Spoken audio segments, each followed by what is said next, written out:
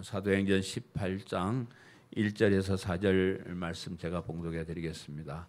그 후에 바울이 아덴을 떠나 고린도에 이르러 아굴라라 하는 본도에서 난 유대인 한 사람을 만나니 글라우디오가 모든 유대인을 명하여 로마에서 떠나라 한 고로 그가 그 안에 브리스길라와 함께 이달리아로부터 새로 온지라. 바울이 그들에게 가매 생업이 같으므로 함께 살며 일을 하니 그 생업은 천막을 만드는 것이더라. 안식일마다 바울이 회당에서 강론하고 유대인과 헬라인을 권면하니라. 아멘.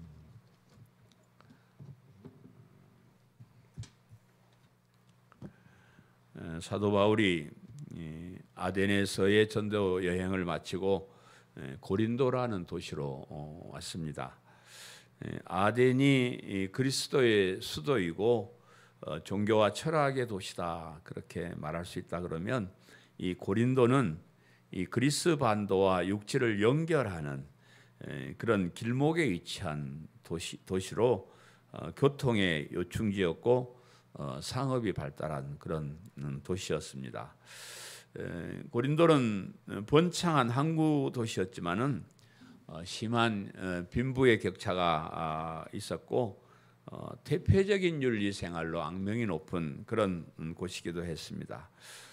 고린도도 우상 숭배를 많이 하는 그런 도시인데, 고린도에 있는 우상의 신전에는 그 신을 섬기는 무녀들이 수천 명씩 있었는데, 고린도인들은 그 무녀들과 음탕한 관계를 맺었다. 그래서 이제 고린도인 그렇게 말하면 좋은 말이 아니고 그 음탕한 사람들이라는 그런 별명을 가질 정도로 음탕한 그런 문란한 도시였습니다.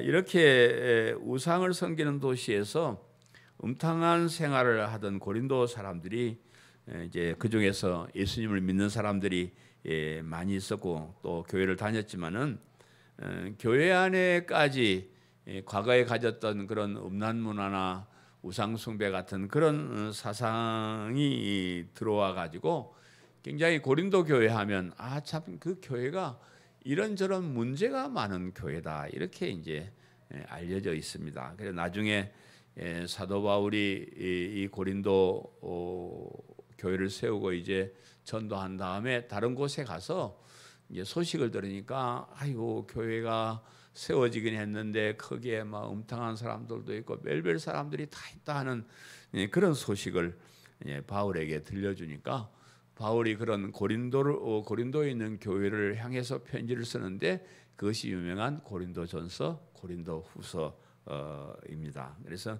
이 고린도전서, 고린도후서는 그런 고린도 교회의 잘못된 것들을 바로잡아주기 위해서 기록을 한 그런 겁니다. 그래서 교회 안에 있으면서 교회 밖에 있는 사람들도 하지 못하는 그런 어떤 불의한 일들을 교회 안에서 하고 있다는 소식을 듣고 정말로 간절한 마음으로 편지를 썼는데, 고린도후서 2장 4절은 이렇게 말합니다. 내가 마음에 큰 눌림과 걱정이 있어 많은 눈물로 너에게 썼노니라고 이렇게 말을 할 정도로 아주 그 문제를 해결하기 위해서 간절한 마음으로 눈물을 흘리면서 너희들 그렇게 하면 안 된다, 신앙생활하는 사람들이 어떻게 그렇게 할 수가 있느냐 하는 그런 사연들을 담아서 쓴 책이 고린도전서, 고린도후서입니다. 오늘 본문 말씀은 사도 바울이 고린도에 와서 아굴라라 하는 사람을 만나고 또 그 아내인 브리스길라라고 하는 사람을 만나서 고린도 지역에 선교를 시작하는 그런 장면이 오늘 본문에 기록되어 있습니다.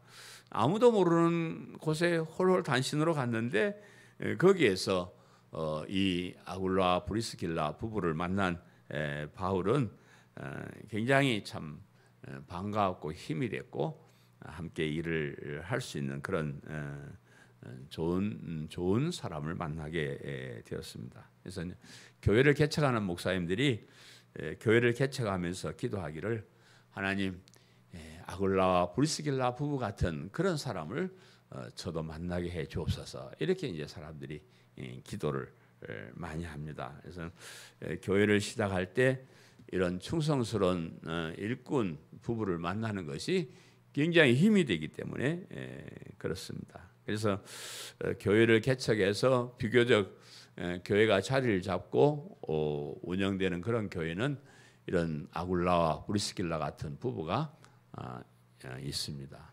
우리 교회도 뒤돌아보면 이 아굴라와 브리스길라 같은 그런 부부가 사실 많이 있었어요. 제가 저 인천에 진짜 아무도 모르는데, 나 인천에 처음 와보는데 뭐 아는 사람도 없고 그냥 뭐 학교에서 저기 가라 그래서 이렇게 왔는데, 와서 보니까 하나님께서 아굴라 부부 같은 그런 부부들을 많이 보내주셔서 교회가 지금까지 이렇게 운영을 했고, 지금도 이제 우리 교회에 그런 부부들이 들어 있습니다. 그죠? 없어요. 그런 부부들 때문에 하는데, 이제 다음 세대를 이어갈 부부들이 생겨야 됩니다.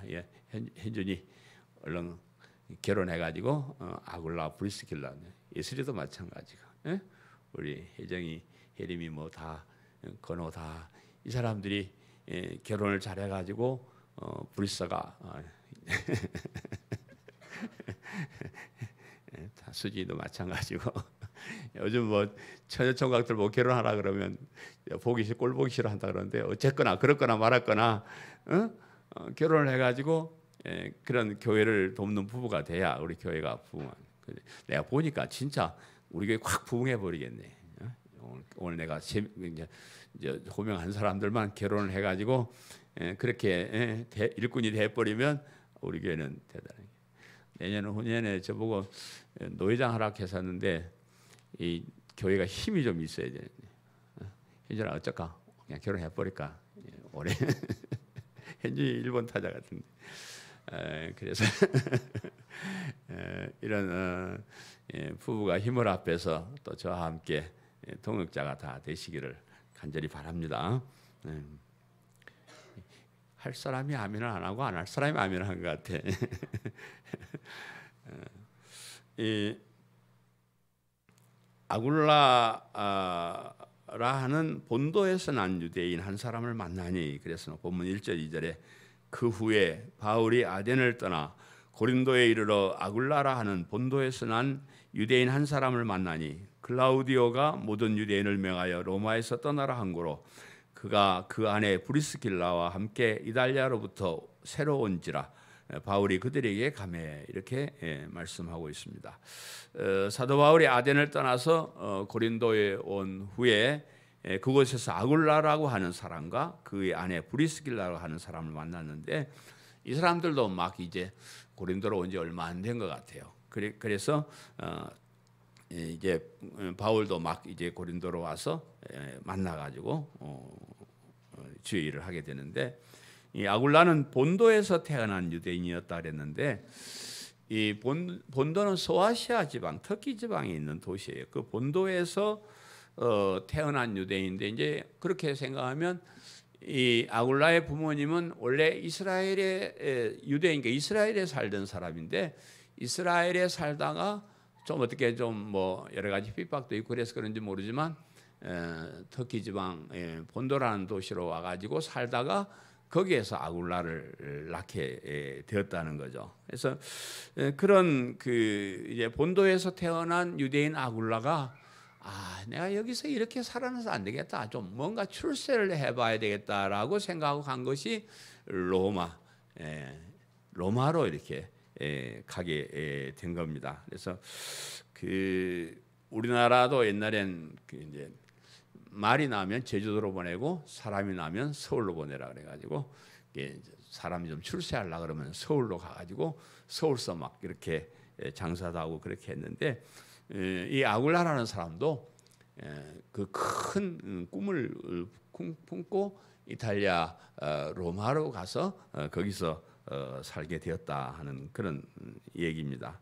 아굴라가 로마에 와서 브리스길라라는 여인을 만났는데, 이 브리스길라라는 여인은 이미 로마에서 자리를 잡고 잘 사는 가문의 딸이었을 것이다, 이렇게 생각을 해요. 역사가들이 짐작하기를 아굴라는 가죽을 다루는 기술을 가지고 있었고 브리스길라는 자본과 인맥을 가지고 있었습니다. 그래서 이 두 사람이 자연히 만나서 당신 기술하고 나의 돈과 인맥을 가지고 사업을 해보자. 그래 동역자가 되었을 거고 그러다 보니까 두 사람이 부부가 되었을 것이다. 그렇게 짐작이 가는 사람입니다. 그래서 이 부부가 가죽을 가지고 천막을 만드는 사업을 해서 제법 성공을 거둘 무렵에 로마에 큰 사변이 일어나요.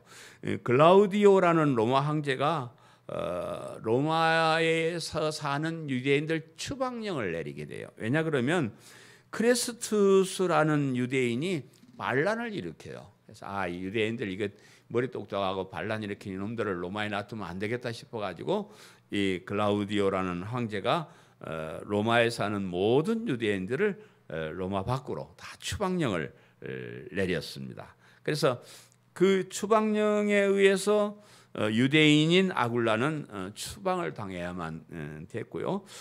그 안에 브리스길라는 아마 로마 시민권을 가지고 있었던 사람이기 때문에 로마에 머물 수도 있었는데 남편이 쫓겨나는데 뭐 자기 혼자 있을 수 없으니까 남편을 따라서 다른 데 가서 장사하자. 뭐 그만큼 로마만큼은 아니라도 장사가 잘 되는 그 도시인 고린도로 찾아와서 거기에서 같은 사업을 한 것으로 그렇게 보여집니다. 유대인들은 그 예루살렘에서 많이 추방을 당해요. 예수님 믿다가 추방당한 사람도 있고 뭐 여러 가지 사정으로 추방을 당하고요. 우리가 잘 아는 그 추후 70년에는 예루살렘 성전이나 예루살렘이 완전히 함락을 당하죠. 그래서 거기에 있던 사람들이 뭐 유대인들이 거의 많이 죽고요. 남은 사람들이 전 세계로 흩어져서 그렇게 살게 되는데 유대인들 보면 참 사실 비참해요. 나라 없이 근 2000년 동안 나라 없이 살아가면서 추방도 당하고 학살도 당하고 온갖 미움을 다 받으면서 그렇게 살았어요. 왜냐 그러면 유대인들 똑똑해가지고 가는 데마다 장사를 하면 돈을 벌고 잘 되고 잘 살아요. 그러니까 그 본토 사람들이 저 나쁜 놈들 유대인들 해가지고 또 추방도 하고 미워도 하고 학살도 하는 그런 고통스러운 삶을 살았습니다. 그 죄는 제가 알기로는 예수님을 십자가에 못 박을 때 빌라도가 나는 죄가 없다 하자 그 죄를 우리와 우리 자손에게 돌리소서 한 그 말 때문에 2000년 동안 유대인들이 참 엄청난 비극을 당합니다. 그러면서도 그런 추방으로 인한 흩어짐을 통해서 하나님께서는 그들을 복음을 세계 만방에 전하는 전초기지가 되게 하셨어요. 여러분 이제 사도행전을 쭉 보면서 아셨지만은 바울이 가는 곳마다 대부분 유대인의 회당이 있잖아요. 그래서 그 회당에 들어가서 바울은 그들이 공부하고 있는 구약 성경을 통해 가지고 구약 성경의 핵심인 예수 그리스도의 복음을 전하게 되는 것을 우리가 많이 봅니다. 그래서 유대인들 중에는 이미 예수님을 그리스도로 믿는 사람들이 많이 있었고요. 브리스길라와 아굴라도 바울을 만나기 전에 이미 예수님을 믿었던 사람으로 그렇게 보고 있습니다. 그래서 예수님을 이미 믿고 있었던 이 부부를 바울이 가서 복음을 전할 고린도로 미리 보내 거의 동시에 이렇게 보냈습니다. 그래서 거기에서 힘을 합해서 고린도의 복음을 전하는 동역자가 되게 하셨습니다. 아굴라 부부가 얼마나 바울의 사역에 충성을 다해 협조했는지는 로마서 16장에 기록된 그 바울이 로마서를 기록하고 나서 자기의 그 선교 활동에 기억이 나는 그런 사람들의 이름을 쭉 적어서 나열하고 있는데 거기에 보면 얼마나 이 사람들이 충성스러운 사람인가 알 수가 있어요. 이렇게 기록을 합니다. 너희는 그리스도 예수 안에서 나의 동역자들인 브리스가와 아굴라에게 문안하라. 그들은 내 목숨을 위하여 자기들의 목까지도 내놓았나니 나뿐 아니라 이방인의 모든 교회도 그들에게 감사하느니라. 이렇게 말해요. 그냥 뭐 물질 좀 바치고 이런 정도가 아니고 자기의 목숨까지도 대신해서 내놓을 만큼 그렇게 바울 위해서 하나님 복음을 위해서 충성스럽게 일을 한 사람이다라는 것을 우리가 알 수가 있습니다. 세상에는 우연이라는 것이 없다고 생각을 합니다. 특별히 하나님의 일을 함에 있어서 또 그 중에서도 예수 그리스도의 복음을 전하는 일에 있어서는 우연이 없습니다. 제가 성경을 많이 연구하면서 깨달은 거지만 뭐 하나님이 여러 가지 모든 일들을 계획 속에 다 하시지만은 그 중에 특별히 어떤 사람이 예수님을 믿고 구원을 받고 하나님의 백성이 되게 하는 이 일은 우연이라는 게 없어요. 아주 하나님께서 세밀하게 섬세하게 역사를 진행하셔가지고 그 사람들이 예수님을 믿게 하고 또 예수님을 믿게 하는 일에 쓰임받는 그렇게 사용되게 하는 것을 볼 수가 있습니다. 하나님께서 필요한 사람들을 미리 다 준비해 두셨고 그 사명을 받은 사람들이 그것이 하나님의 뜻으로 알고 최선을 다해서 충성하도록 그렇게 만듭니다. 하나님께서 하나님의 사명을 받은 사람들이 그 일에 충성을 다하게 함으로써 하나님의 구원 계획이 이루어지게 하는 것을 볼 수가 있습니다. 저는 인생을 살면서 무책임하게 사는 사람들을 많이 만나봤습니다. 무책임한 부모님을 만나서 고생하는 아이들 참 많이 봤어요. 부모님이 자식을 낳으면 그 자식에 대한 책임을 져야 되는데 그냥 낳아만 놓고 책임지지 않는 그런 부모들 때문에 많은 아이들이 고통을 당하는 것을 보았고요. 무책임한 남편이나 무책임한 아내를 만나서 행복해야 될 결혼 생활이 불행해지는 일들을 참 많이 보았어요. 여러분 부부처럼 좋은 게 없습니다. 부부간에 서로 사랑하고 도와주고 협력하고 참 좋아야 될 그런 사이가 부부 사이인데 이 부부 사이가 부부 사이 같지 않고 평생 왼수로 사는 사람들도 들어 있더라고요. 누군가는 두 사람 중에 두 사람이 다 그랬든지 어느 한쪽은 자기의 책임을 다하지 못하기 때문에 그렇게 좋아야 할 부부 사이가 원수처럼 살아가는 그런 사람도 많이 봤고요. 무책임한 사장 때문에 무책임한 직원 때문에 고통당하는 사람들도 많이 보았습니다. 하나님께서 우리를 이 세상에 보내시면서 여러 분야의 책임들을 맡겨주셨어요. 뭐 어떤 때는 자식으로서, 어떤 때는 부모로서, 남편으로서, 아내로서, 형제로서, 자매로서, 또는 친구로서, 아니면 이웃으로서 여러 가지 책임들을 우리에게 다 맡기셨습니다. 그래서 우리가 우리에게 맡겨준 사명을 어떻게 대하는가에 따라서 우리 주변의 사람들이 행복해지기도 하고 불행해지기도 하는 겁니다. 뭐 사람들이 요즘은 다 개인주의, 나만 잘 되면 돼, 나만 잘 먹으면 돼, 나만 잘 살면 돼, 막 이렇게 해가지고 세상이 참 엉망진창으로 돼가는데 세상은 그런 세상이 아니에요. 나를 통해서 다른 사람이 잘 되게 하는 거예요. 나 때문에 다른 사람이 행복해지게 해야 돼요. 나에게 맡겨준 책임을 잘 감당함으로써 나를 만나는 사람들이 행복해지게 하는 거예요. 그것이 인간의 도리인데 요즘은 그런 것이 없어져 버렸잖아요. 그래서 뭐 자기만 잘 먹고 자기만 잘 맨날 그러니까 모두가 함께 불행해지고 참 어려운 세상이 되어가고 있습니다. 교회 생활도 마찬가지예요. 교회 생활도 어떤 사람은 저처럼 목사로, 장로로, 권사로, 집사로, 교사로 또 성도로 이렇게 다 불러줬는데 자기에게 맡겨준 책임을 잘 감당하면 그 교회는 건강한 교회가 되고 행복한 교회가 되는 거예요. 교회 사람들 중에 자기 책임을 다하지 못한 사람들이 있기 때문에 교회도 어려움을 당하고 그렇습니다. 제가 젊었을 때 그 일본에 다니면서 장사를 좀 했는데요. 히로시마에 거래하는 공장이 있어서 그 히로시마 공장에 가 보니까 공장 그 벽에 프랭카드를 하나 써붙여놨는데 참 그 감명 깊은 말이 돼서 제가 귀국해 가지고 우리 회사 사훈을 그렇게 바꿨습니다. 뭔 얘기냐 그러면 가치가 있는 상품을 창조하자. 가치가 있는 상품을 창조하자. 이렇게 쫙 걸어놓고 정말로 가치 있는 물건 만들기 위해서 애를 쓰는 그런 모습을 제가 보고 와가지고 저희 그 회사 사원을 가치 있는 상품이라 이렇게 가치 있는 상품. 사장도 가치 있는 사장이 돼. 직원도 가치 있는 직원이 돼야 되고요.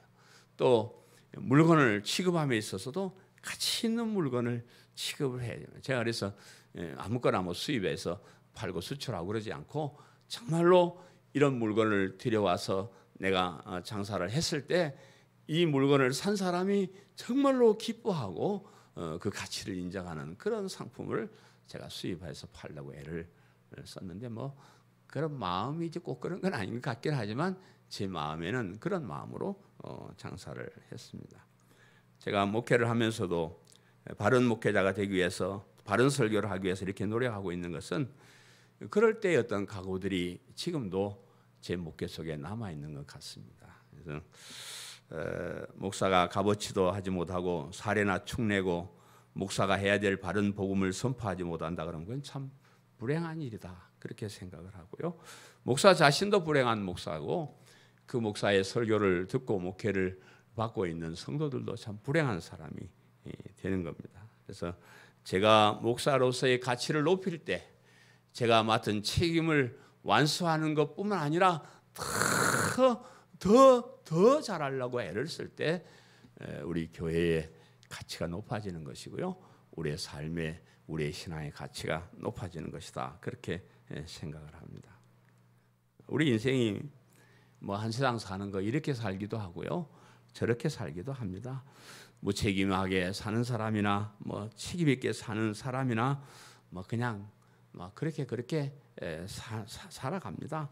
뭐 책임 있게 살려고 하는 사람이 불행하기도 하고 무책임하게 사는 사람이 뭐 잘 먹고 잘 살기도 하고 그렇게 우리가 사는 그런 세상이 있기는 한데 그런데 이왕이면 우리가 인간다운 인간 정말 하나님의 자녀다운 그런 삶을 살기 위해서는 나에게 맡겨준 책임을 잘 감당을 하고 책임 완수의 수준을 높여가지고 그 사람 때문에 우리가 행복하다. 그 존재의 가치를 다른 사람이 느낄 수 있는 그런 사람이 되어야 되지 않겠는가 그렇게 생각을 해요. 특별히 교회 일을 할 때 이제 요즘은 뭐 세상 일이 바쁘니까 세상 일에 최선을 다하고 교회 일은 그저 시간 남으면 와서 하고 이러는데 그 순서가 그렇지 않습니다.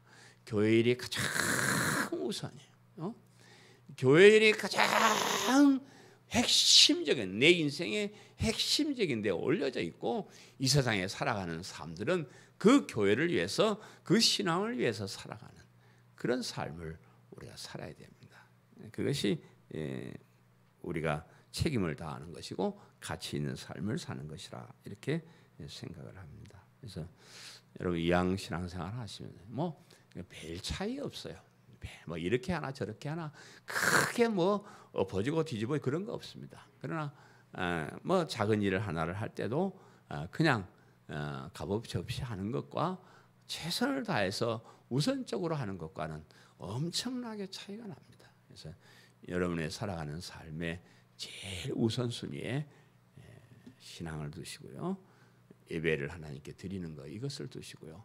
하나님 말씀대로 살고 복음을 전하기 위해서 충성하고 헌신하는 일에 가장 우선적인 그런 목표를 두시기를 바라요.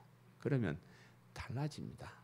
별거 아니지만 달라집니다. 이왕이면 그렇게 해야 돼요. 우리가 정말로 하나님 앞에 설 것이다. 정말로 예수님이 나의 구주다. 정말로 믿음이라는 엄청나게 위대하다. 이것이 우리의 삶 속에 믿어지고 가슴에 와닿는다 그러면 최우선적으로 그 일을 할 수밖에 없어요. 그런 믿음이 없으니까 우리가 그러는 거죠. 제가 간절하게 바라는 것은 여러분의 삶 속에 우선순위가 예수 그리스도의 복음이 우선순위가 되기를 간절히 바랍니다. 생업이 같음으로 함께 삶의 일하니 그랬죠.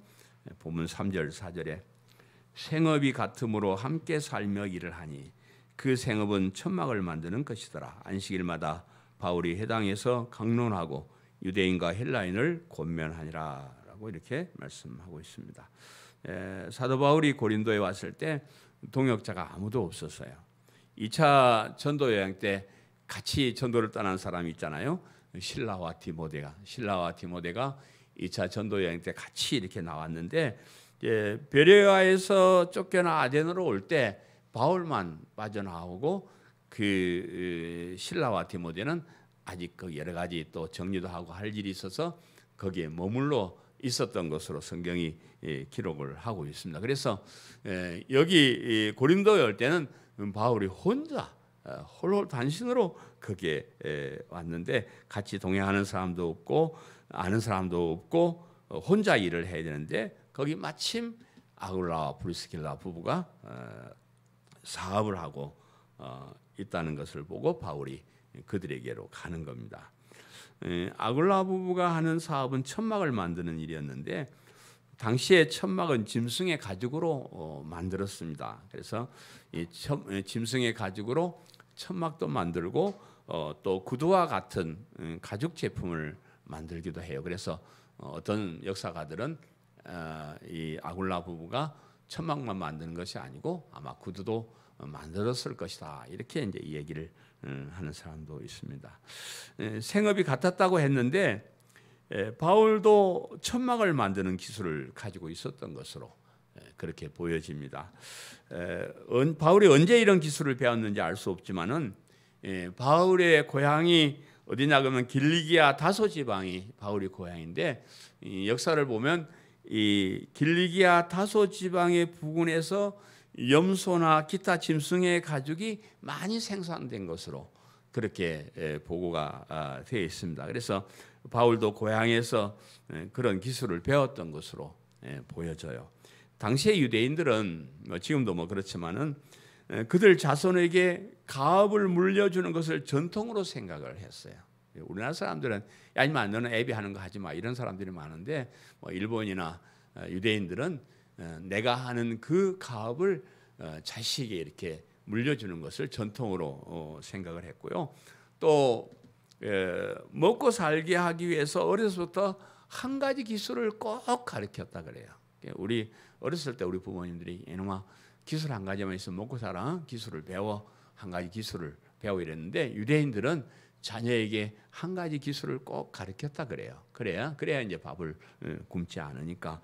그래서 그런 전통에 의해서 사도 바울도 이런저런 공부를 많이 했지만은 가죽을 다루는 그런 기술도 가지고 있었을 것이라 이렇게 보여집니다.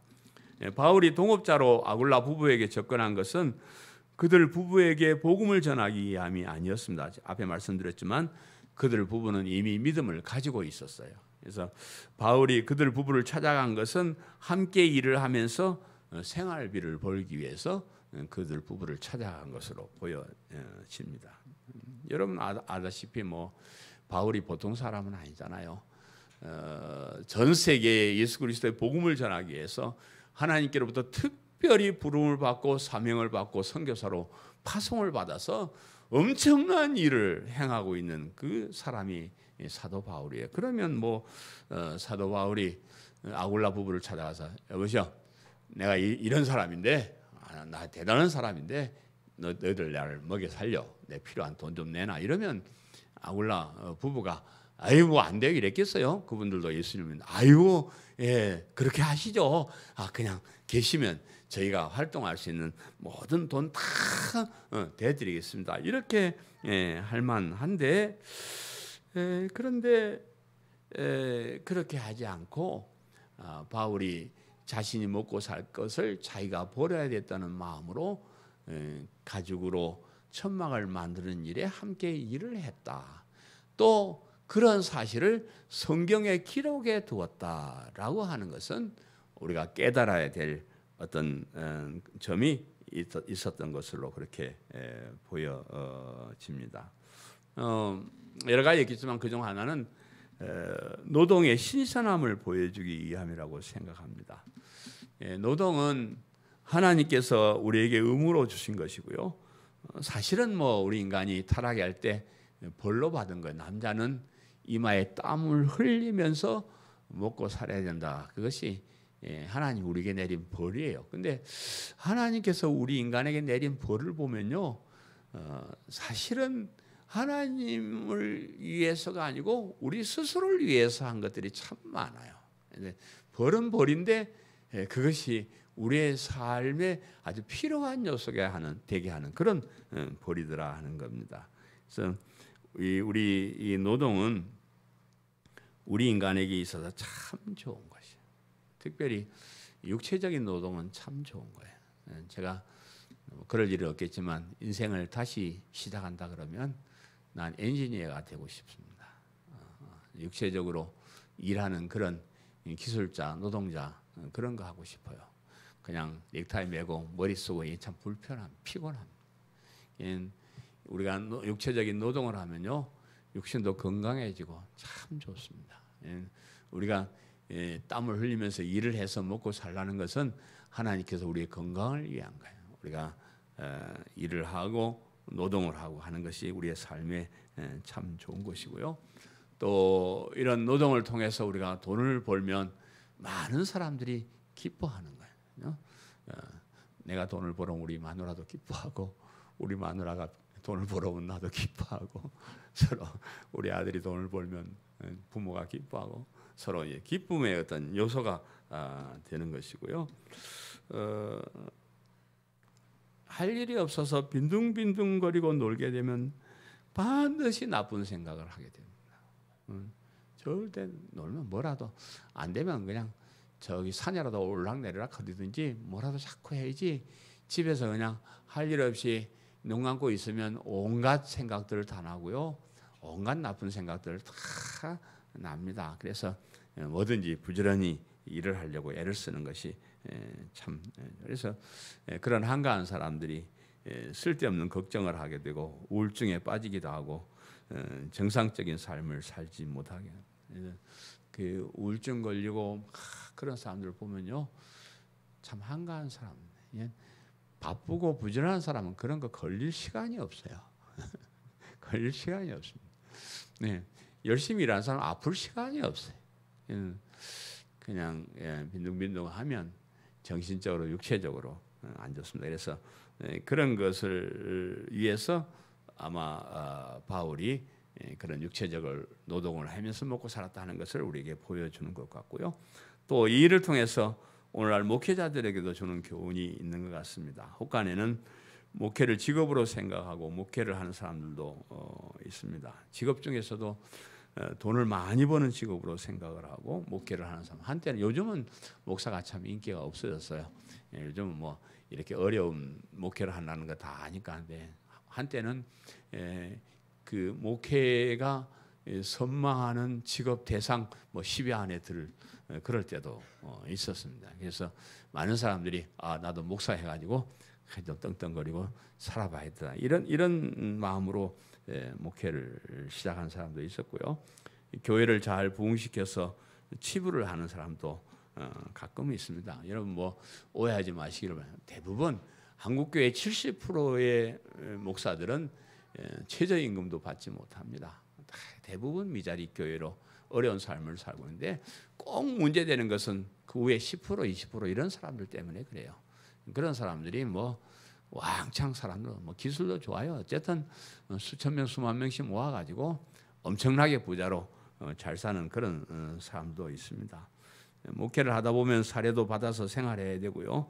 또 교회가 돈이 많으면 때로는 뭐 돈을 많이, 우리 교회도 뭐 돈 많으면 저 돈 많이 줄 거 아닙니까? 없어서 못 주죠, 그죠?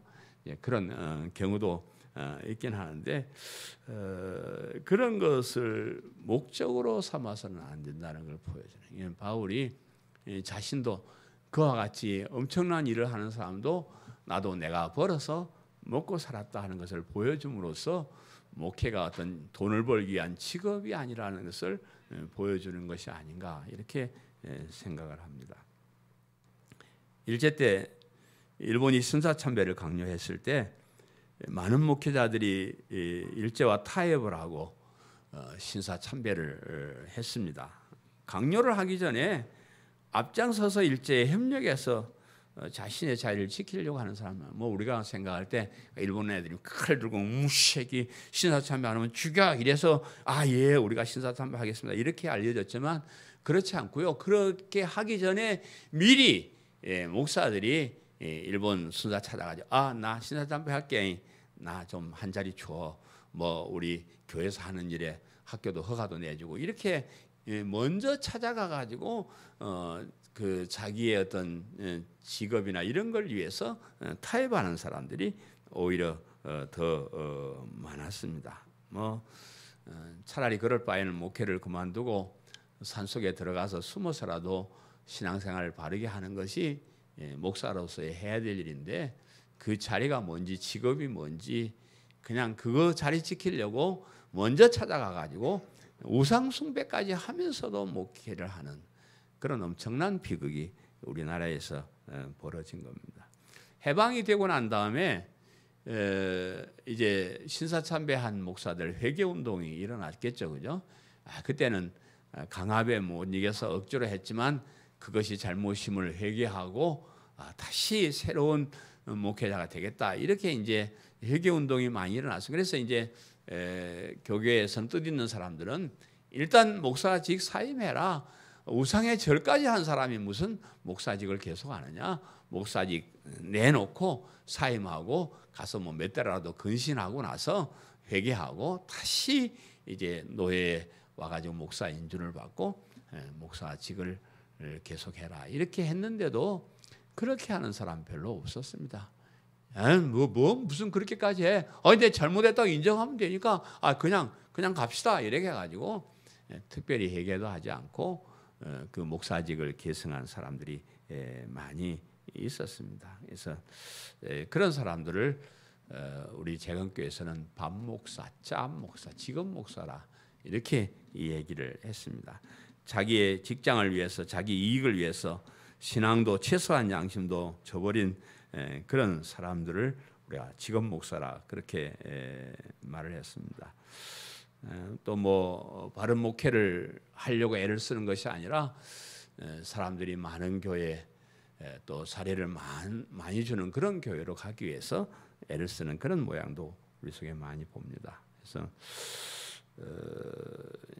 뭐 목사가 교회를 부흥시키고 많은 사람을 전도하고 하는 일은 당연한 일일 것 같고요. 또 많은 일을 하면 또 뭐 거기에 맞게 사례도 많이 받는 것이 당연한 일로 보여지는데 그러나 문제는 교회 성장을 위해서 자기 자신의 영광을 위해서 목회를 편법으로 한다는 거예요. 교회가 사람이 오든 말든 정말로 성경의 핵심인 예수 그리스도의 십자가의 복음을 외쳐야 되는데 그렇게 하니까 사람들이 안 오니까 그냥 다른 복음 이 땅에서 우리가 행복해집니다.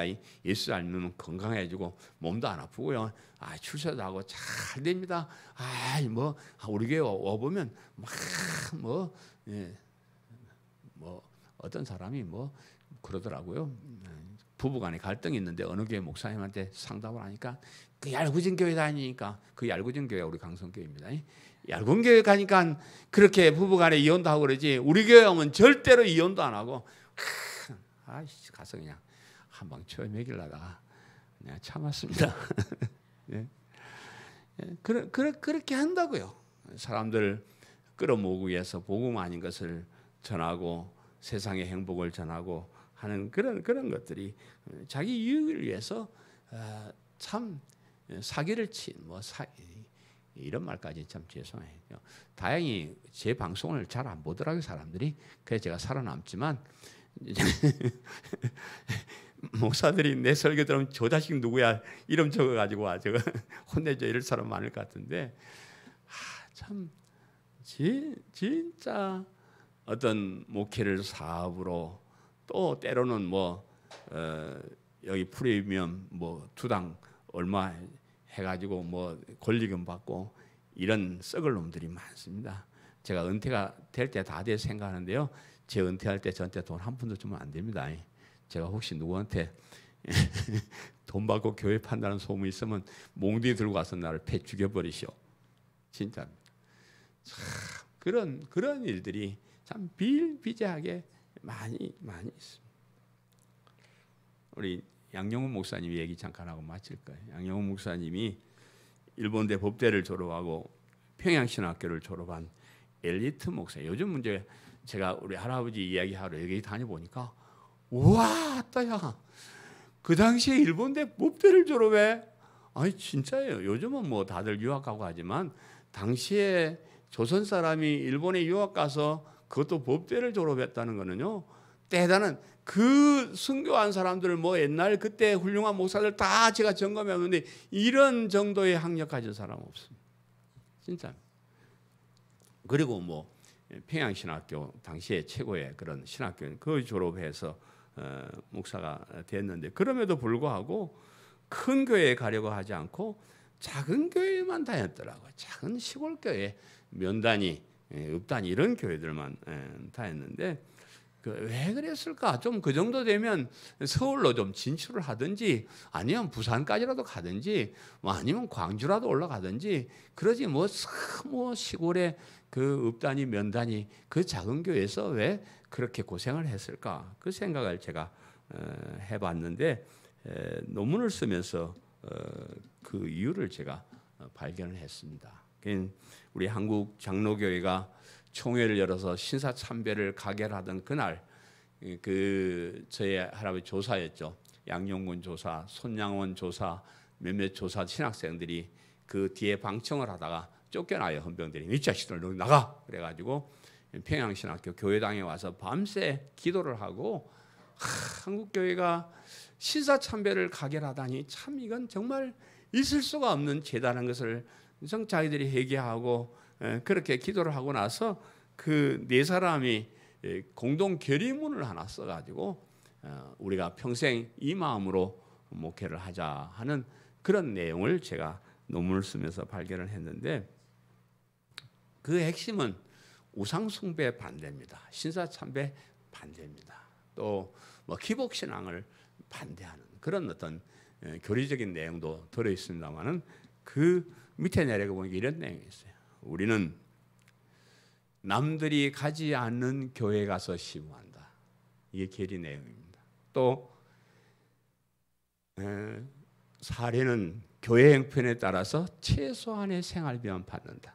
이 양반들이 왜 그걸 결정을 해놓고 제가 뭐 처음부터 이런 거 알고 목회 시작한 거 아닙니다. 저 목회 시작할 때 우리 할아버지 잘 몰랐고 논문 쓰면서 하나하나 이렇게 했는데 이제 그런 어떤 결의에서 손양원 목사님이나 양영훈 목사님은 어디로 가냐 그러면 저 여수에 있는 애양원이라는 나 환자들 치료하는 병원에 있는 교회가 애양원 교회입니다. 저희 할아버지가 먼저 한 2년 심호하시다가 그 다음에 손양원 목사를 또 거기다 인수하고 저희 할아버지는 목사 안수 받기 위해서 다 그 옆에 있는 교회로 나오시게 되는데 그리고 뭐 계속해서 뭐 구례읍 교회 광양 읍 교회 뭐 저기 고흥의 면소제 길두 교회 이런 교회에서만 심호를 하셨습니다. 근데 저는 뭐 그런 거 잘 모르고 뭐 저는 뭐 되는 대로 이렇게 목회를 했는데 제가 그 뒤를 쫄쫄쫄쫄 받고 있다는 사실을 보고 내가 놀랐습니다. 우리 교회 와서 제가 재개척을 했는데 이런 뭐 사연 제가 다 얘기할 수는 없고 아무도 안 간다는 저 광성교회 누구 가서 좀 교회 문 닫으면 안 되니까 좀 재개척하라고 명령이 내렸는데 신학생들이 3학년 아무도 안 가는데 2학년인 저를 양모시키는 거기 갈 거라 그래가지고 저를 보내서 제가 갑니다 그래가지고 제가 왔어요. 얼떨결에 왔는데 어떻게 생각하면 왜 여기 왔을까 조금 참고 졸업한 다음에 그래도 서울이 좀 큰 교회로 시작을 했으면 내가 조금 거시기 괜찮았을 텐데 왜 그때 여기 왔을까 그런 생각을 했는데 그런 어떤 길을 제가 밟고 있더라고요. 그리고 뭐 이런 얘기 할 얘기가 아니지만 제가 여기 와서 사례를 받는 것도 최소한의 생활비 받고 이렇게 살아왔는데 뭐 어떻게 생각하면 제가 실력이 안 되고 뭐 그러니까 여기서 이렇게 하는 것이다. 이렇게 제가 자인을 합니다. 제가 뭐 특별히 똑똑한 사람도 아니고 뭐 별 볼 일 없는 사람이니까 어쩔 수 없이 이렇게 한다고 생각을 하는데, 그래도 감사한 것은 제가 이런 일을 통해서 복음을 위해서 헌신하고 있다는 사실을 발견하는 거예요. 내가 일부러 가난해지고 내가 일부러 작은 교회 가고 일부러 고생하고 나 이거 못합니다. 그런데 이런 길을 하나님께서 저를 걷게 하시니 얼마나 영광스럽습니까? 참 감사한 그런. 제가 순교자의 후손이지만 마음이 약해가지고요. 전 절대 순교 못합니다. 일본 사람이 또 쳐들어왔고 저를 아침에 잡아가면 난 오후에 항복하고 나올 사람이야. 왜냐 그러면 생각보다 제가 등치만 크지 겁이 많은 사람이야. 칼 들고 오면 그거 아플 거 생각해. 아야 됐어 내 진짜 담배 할게. 네 이럴 사람 분명한데, 그런데 한 가지 자신 있는 것은 가난하게 사는 것은 내가 이력이 나 있습니다. 진짜. 그러니까 순교하지 말고 가난하게 살라 그러면 난 감사해요. 순교도 할 값에 가난하게 살고 어렵게 사는 것이 하나님의 영광을 위해서 복음을 위해서라면 너무 감사. 목사가 돼가지고 일부러라도 거지처럼 살아야 되는데 이렇게 가난하게 사니까 좋잖아요. 저는 너무 행복해요. 사람들이 저보고 이거 어떻게 그렇게 살아 이랬었지만은 저는 불편한 거 여러분에게 말씀드려요. 절대 불편하지 않습니다. 제가 돈 없지 않습니다. 제가 만나는 목사님 다 밥 맨날 사. 이름이 제 별명이 밥사 목사입니다.